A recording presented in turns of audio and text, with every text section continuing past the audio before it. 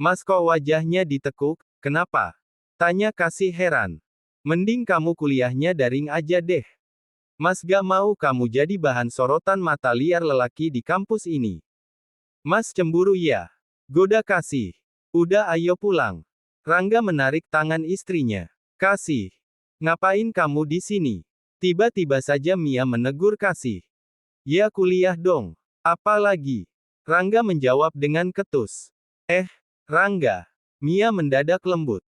Kasih beneran kuliah lagi? Tanya Mia tidak percaya. Terus, menurutmu kalau aku di sini ngapain? Jualan kue. Ujar Kasih. Tapi, kau sudah tertinggal sangat jauh. Mana mungkin kau bisa mengejar kami? Kasih. Dito menghampiri. Kamu ngapain di sini? Wajah Rangga berubah masam. Mantan kamu nih, kuliah lagi. Ujar Mia memberitahu suaminya. Kenapa lanjut lagi? Tanya Dito dengan bodohnya. Karena suamiku banyak uang. Jadi aku bisa melanjutkan pendidikanku. Udah ya, kami pulang dulu. Rangga. Panggil Mia menghentikan langkah Rangga dan Kasih. Rangga menoleh, menatap benci ke arah Mia. Kasih hanya pengganti diriku. Dia tidak pantas untukmu, ucap Mia. Jadi, menurutmu siapa yang pantas? Kasih bertanya, membuat Mia bungkam tak bisa menjawab karena ada Dito di sampingnya. Berkat aku menikahi calon suamimu ini aku sangat berterima kasih padamu karena kau dengan ikhlas memberikannya padaku. Jadi, ku harap kau tidak mengusik rumah tangga kami.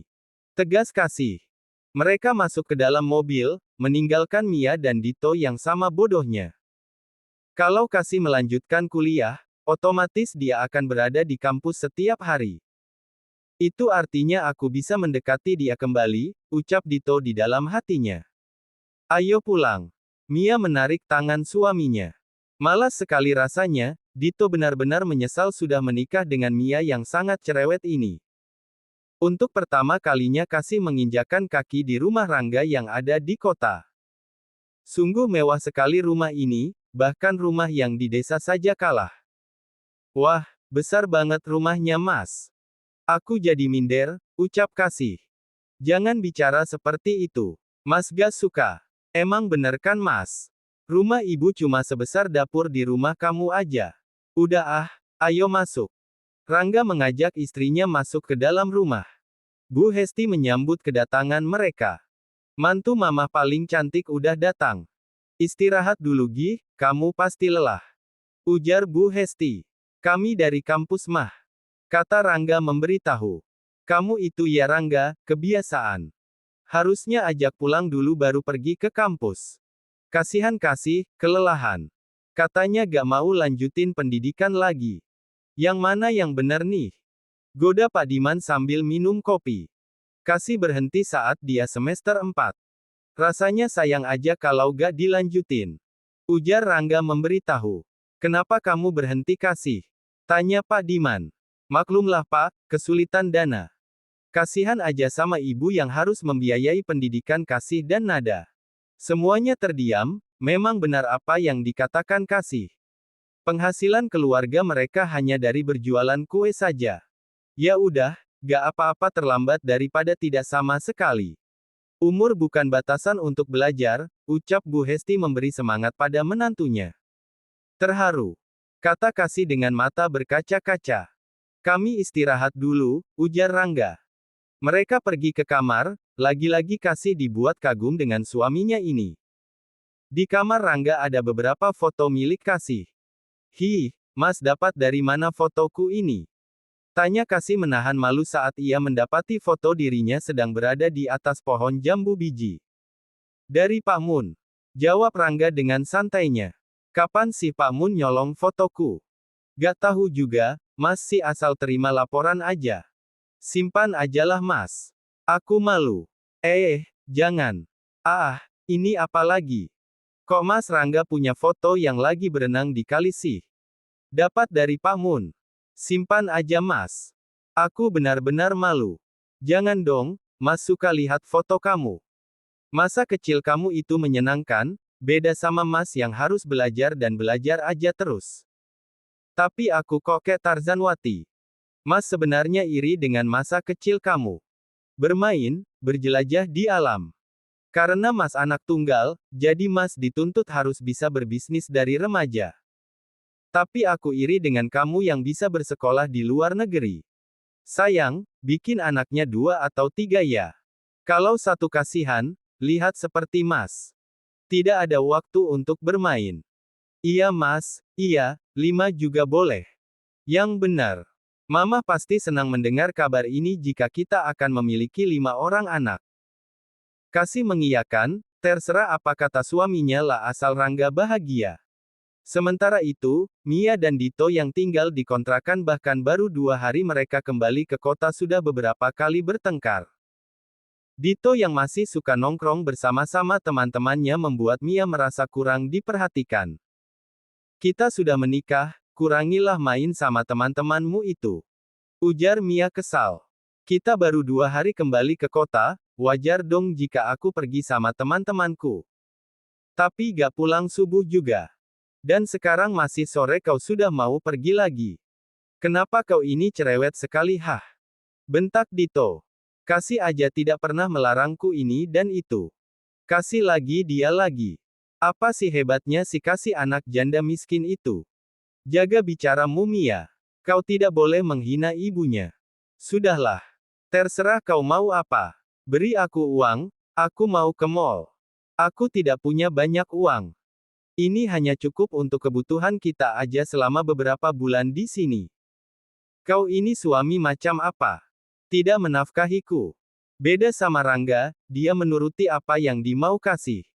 Bahkan kalung yang pakai Kasih aja berlian. Kenapa kau tidak meminta pada bapakmu saja hah? Dito geram sekali pada istrinya. Katanya kau anak orang kaya. Tapi kenapa kau pelit sekali? Aku bukan pelit, hanya saja orang tuaku sudah mengatur pengeluaran kita. Kalau begitu kerja dong.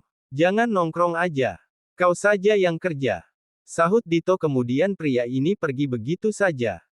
Mia benar-benar marah pada suaminya, jika ia tahu Dito akan bersikap seperti ini padanya, Mia tidak akan mungkin mau diajak menikah oleh Dito. Brengsek. Umpat Mia kesal. Kasih bisa mendapatkan apapun yang dia mau.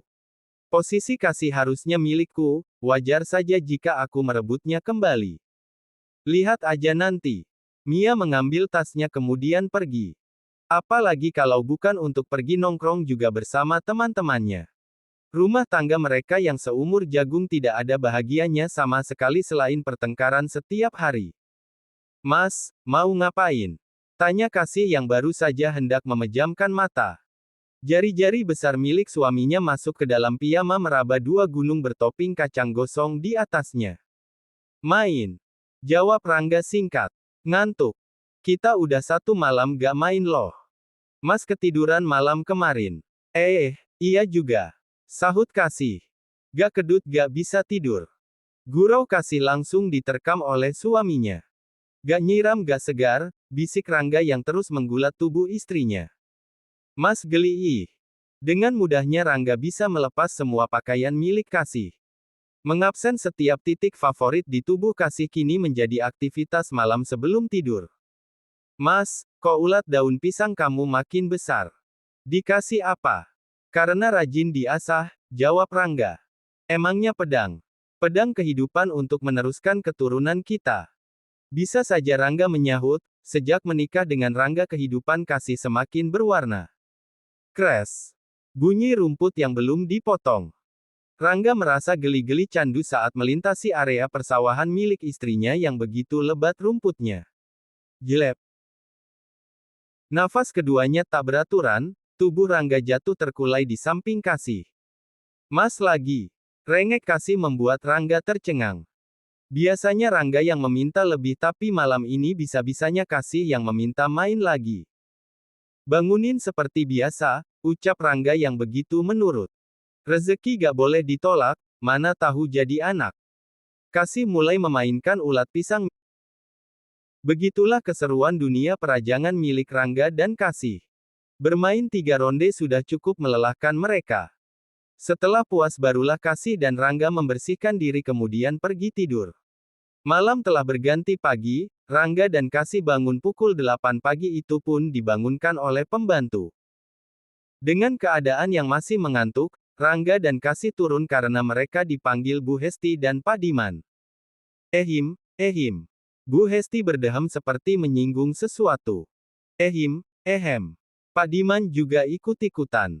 Papa dan Mama ini kenapa sih? Tanya Rangga yang masih setengah mengantuk, begitu juga dengan Kasih. Wah, bentar lagi kita punya cucu loh Pah, ucap Bu Hesti menyinggung. Iya. Kata Kasih dia mau anak 5, sahut Rangga dengan polosnya. Gak kok mah. Itu hanya bercanda, ucap Kasih. Rangga bersandar di sofa, matanya juga masih terpejam menahan ngantuk. Ada apa sih mah Pah, kok manggil kami? Tanya Rangga. Duh, gak jadi deh ngomongnya. Kalian balik aja ke kamar, ujar Bu Hesti. Kenapa? Tanya Rangga singkat. Tuh. Tunjuk Bu Hesti yang memberi kode pada Rangga jika leher istrinya penuh tanda merah. Mata Rangga terbelalak, dengan cepat ia menggendong Kasih kembali ke kamar. Anak kamu ganas juga Pah. Sama seperti kamu lagi muda dulu, ucap Bu Hesti. Siapa dulu dong papahnya? Pak Diman sombong. Tuh kan. Jadi pengen gara-gara lihat anak-anak. Main yuk Pah, ajak Bu Hesti. Asyik, mimik cucu mamah. Ujar Pak Diman bergegas pergi ke kamar. Umur boleh tua tapi jiwa tetap muda, begitulah kata Pak Diman. Pagi-pagi begini ia dan istri membuat keringat bersama. Sedangkan Kasih hanya bisa menyelimuti dirinya karena malu pada kedua mertuanya. Aku malu banget Mas, mau ditaruh di mana wajahku ini? Biarin aja. Mereka juga pernah muda. Ya gak gitu juga dong konsepnya. Mana aku harus ke kampus lagi hari ini? Gunakan pakaian yang menutup lehermu. Mas gak terima jika hasil karya Mas dilihat lelaki lain. Tapi, aku gak punya pakaian seperti itu. Bergegas Rangga mengambil ponselnya, berselancar di dunia belanja online, bahkan ia sendiri yang memilih pakaian untuk sang istri. Udah dipesan, sebentar lagi juga datang. Ujar Rangga memberitahu. Mas, kamu ganas banget main tadi malam. Ya gimana dong sayang? Kamu sih, mancing duluan. Tuh kan. Jadi mau lagi, ayo mandi. Ajak Rangga. Seolah tidak ada bosannya, Rangga rutin sekali menjenguk sawah milik istrinya. Mas, udah belum? Aku malu nih. Ujar Kasih yang ternyata mereka belum main di kamar mandi. Belum, ini masih Mas rapikan. Sahut Rangga yang ternyata sedang menggunting rumput indah milik istrinya. Aku malu loh Mas. Ngapain malu, sama suami sendiri. Nah gantian, potongin punya Mas. Ujar Rangga seraya menyerahkan gunting cukur pada istrinya. Kasih benar-benar menahan tawanya, bagaimana tidak? 2 telur gundal gandul ditambah sosis jumbo yang milik suaminya seperti mainan. Sayang, jangan dimainin dong. Lucu Mas, bisa berkerut telurnya. Ujar Kasih sambil tertawa. Suami istri yang aneh, suka sekali bicara mesum jika sedang berdua. Kasih yang dulu tidak mencintai Rangga nyatanya kini malah lengket pada suaminya. Setelah selesai potong-memotong, Rangga langsung menggenjot istrinya. Setelah puas barulah mereka pergi mandi bersama-sama.